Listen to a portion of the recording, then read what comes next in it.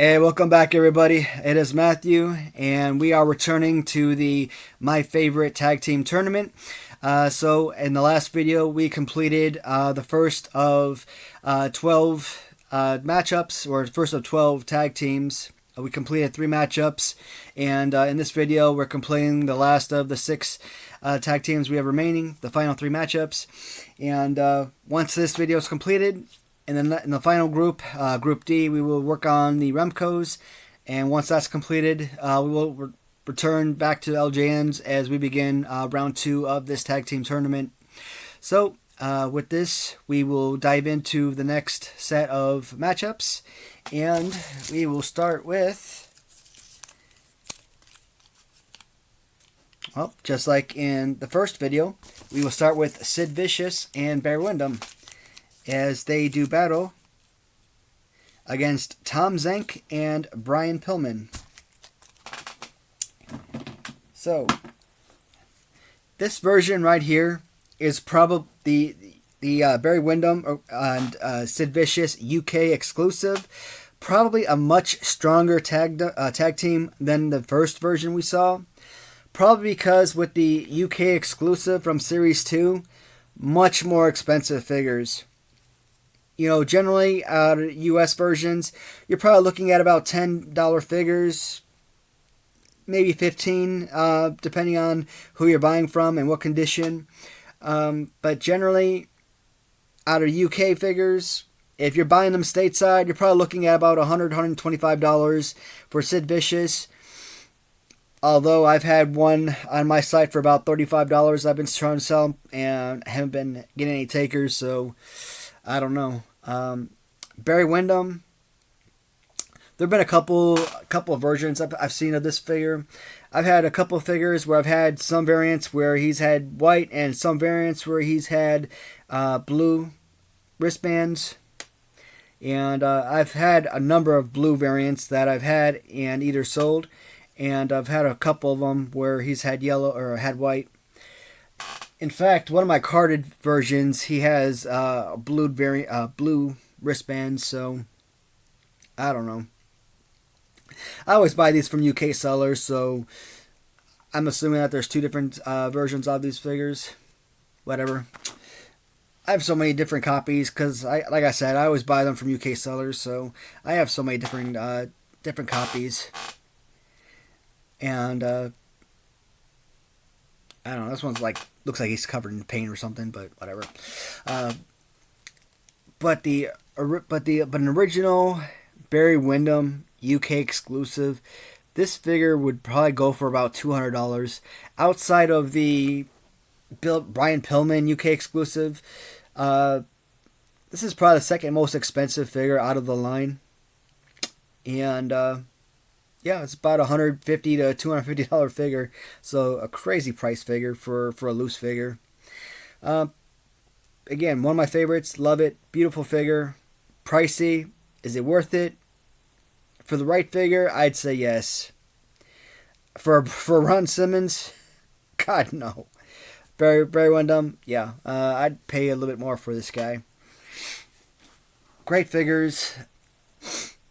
Do they move forward going against the tandem of Tom Zenk and Brian Pillman? All right. The Z-Man, Tom Zenk. And I could have chosen the Series 1 Brian Pillman. I decided to go with Series 2 Brian Pillman. I just like the... just kind of go off on a little bit, go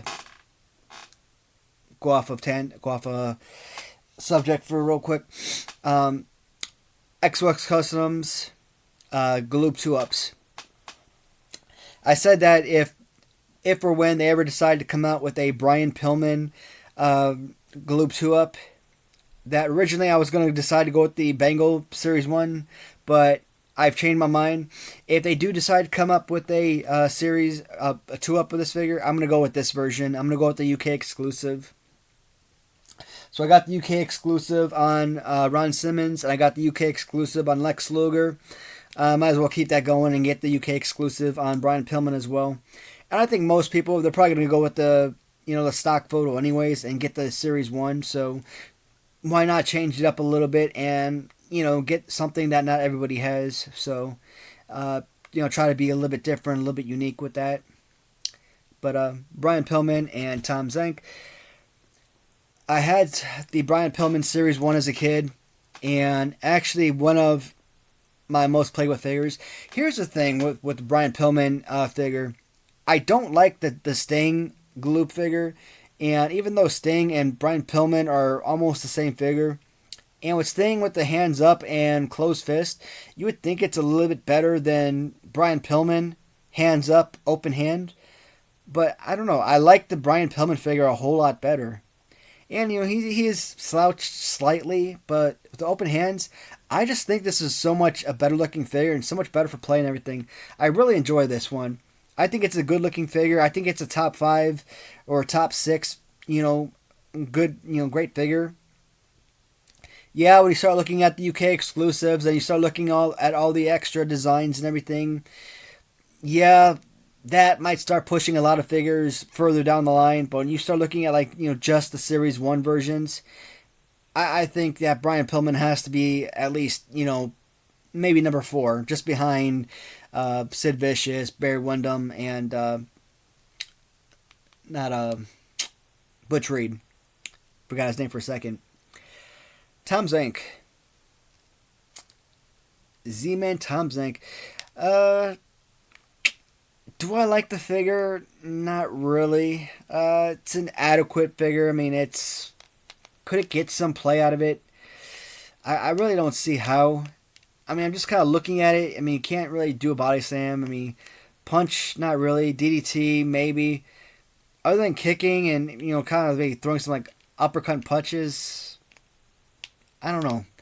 I don't see how much use you could have gotten out of this as a kid. Roll them up, maybe. No, I mean, terrible pose. I couldn't get any enjoyment out of this as a kid. I couldn't enjoy it now as an adult, so I know I couldn't enjoy it as a kid. So bad figure. Don't know anything about the character himself. Flying Brian Pillman. Know a little bit about him. Watched him a little bit as a kid. WWF, I think he was in there a little bit as well. You could talk these guys up as much as you want. As much as I love this figure, again, at this point, I think the only guys that are going to be able to eliminate these guys are these guys. It's like I said, you might very well possibly see all of these guys square off against each other in the finals. I mean, they're that good. Sid Vicious, Barry Windham. I mean, is it going to play out like that? Probably not, but I just, right at this current moment, I just can't see myself pushing them out so early. So Barry Windham and Sid Vicious, UK, does move forward. Next matchup is going to feature the UK Steiners as they square off against the Entrance Gear, Sting and Luger. Now, even though I had the original Series 1 Steiners as a kid, I actually like the color scheme of the Series 2 version a lot better. Even the Scott Steiner, I gotta admit, getting away from that yellow, I like this color a lot better. And with the lime color scheme on Rick Steiner, it really helps the color pop a little bit more. Getting away from that whole gray look, which is so bland. The look definitely pops on these figures and really makes these figures stand out. Great look on the figure. Really awesome. Really enjoy them. I just think that the UK exclusive, they really did them justice. Regardless of whether or not, certain characters ever wore particular colors at any point in their lives is irrelevant. in this case, I just think it looks nice. Like, I think someone was questioning whether or not Sid Vicious ever wore pink. I think he wore it like some kind of like bash or something in like 90 or 89 or something. I don't know. But yeah, he did wear that color at some point. They do square off against not the in-ring gear, but the entrance gear of Dudes with Attitude. I do have this particular Sting on single card right now. I'm still looking for this Luger. So recently I purchased the green Green Trunks Luger on card, and I got Black Trunks Sting on card. I got this Sting on card. So I need both these guys on dual card, and I need this one on single card. This Lex Luger, 1,000,000% better than the other Lex Luger that they came out with. I mean, everything that you need to do with this figure is possible. Kind of like your LJN Ultimate Warrior to an extent. Not exactly the same pose, but I mean, it's very, very close. You know, you can still do like, you know, a little body slam. You do your clothesline, your punches and whatnot. So a very playable Lex Luger figure if you wanted to. And why I really love this figure. If you remember from my favorite Hasbro tournament, the Denver Moore custom Hasbro figure, this is the Sting that Hasbro custom was molded after. Again, the 1991 Series 2 UK exclusive Galoob figure. And of course, when Galoob transitioned to original San Francisco Toymakers a couple years later, this figure was remade in 7-inch format. I believe in Series 3, I think, they remade this figure. So it's an awesome figure. I mean, in comparison to Steiner Brothers or these two figures, I mean, these are possibly two of the greatest figures in the entire Galoob line. Are they the best, most playable figures of the entire line? No. That record, as far as most playable figures, still goes to Sid Vicious and Barry Windham. No other figure in the entire Galoob line holds a candlestick to either one of them. But they are still aesthetically the most pleasing, or two of the most pleasing figures. Even if it's not the most playable figure, is still, you know, you're still serviceable. It's something. Awesome figures. I hope that these figures go many rounds because I really want to talk about them for a long time. Perfect. Dudes with Attitude, entrance gear, do move on to round 2.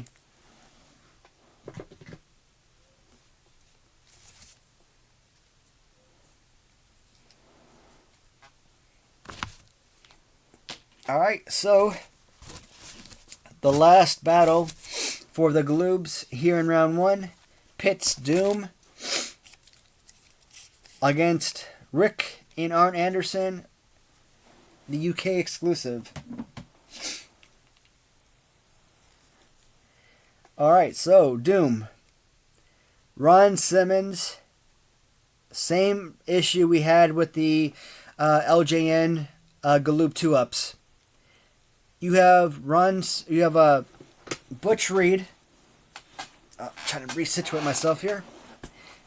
Which is one of the best figures in the entire Galoob line.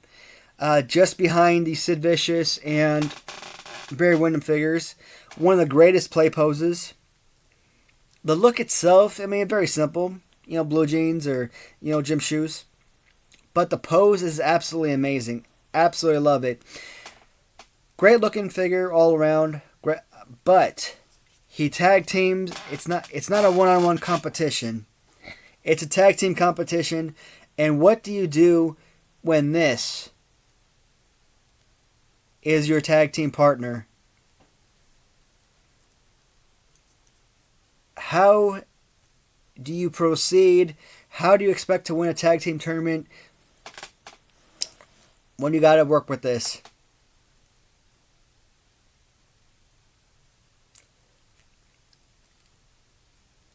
But it could be a detriment, or it could be a saving grace. They are squaring against the UK exclusive of the Four Horsemen of Arn Anderson and Ric Flair. Now, neither one are particularly great figures. I am not a huge fan of Ric Flair. I don't have enough knowledge in me about Arn Anderson to really have a steen observation about him in order to be able to really progress or be able to move him forward even further in this tournament. Do I have enough in me about either of those characters to really push me forward? Not really. I really don't have that knowledge. The only thing I really have as far as working knowledge is playability of Ron Simmons as an action figure, because I had him as a kid and used him like hell, but man, I hated it. What else can you do when you're trying to fulfill a 30-man Royal Rumble, but you don't have the figures available? And, shoot. This is a tough one. Ron Simmons, the Butch Reed figure alone deserves to make it to the next round. I didn't have Butch Reed as a kid. I had Ron Simmons. I had Ric Flair figure. I had far more enjoyment with Ric Flair than I did with Ron Simmons.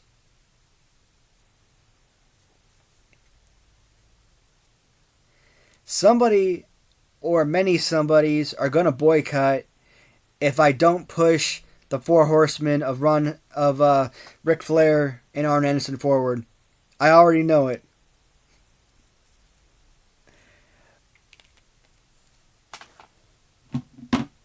But do I dare eliminate a second set of Doom and get rid of Butch Reed again when I know he deserves a second chance?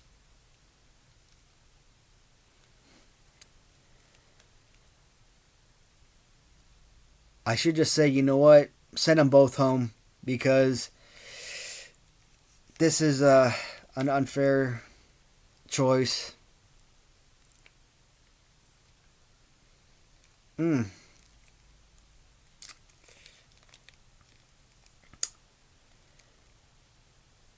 So, because I don't have history to fall on. I don't have enough working knowledge on in each character. I have to base it on playability. That has to be the final determining factor. Even though Butch Reed has the best among the four figures we're looking at least I can say these two figures are better than Ron Simmons, so that has to balance it out, right?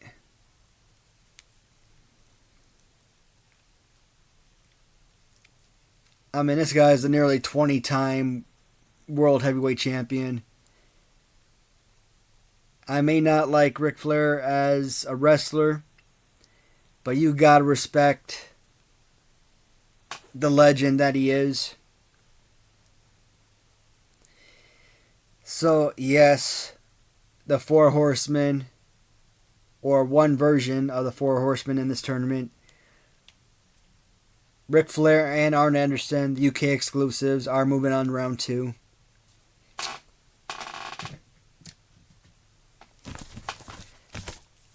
May not have been able to push either set of Doom, either LJ and 2-ups forward or the Galoobs version forward, but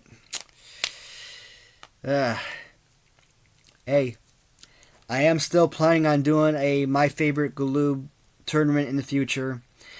I'm planning on doing it with the Galoob. I'm planning on doing it with Remco's, but again, with not enough figures for either line, I'm wanting to acquire as many customs as possible because I like to include in customs with the originals. So if I can get at least 20 customs to include with the originals, that should make the tournament longer and at least make it more enjoyable. So with the Galoobs, I should have at least 12 more to go or so. So I'm close, and he'd have the potential to go very far. To win it, maybe not, but I mean it'll be fun getting him towards the end, where he doesn't have dead weight holding him down. All right, guys, that does conclude the round C or Group C here in round 1, the Galoobs. I will begin work on Remco possibly next week.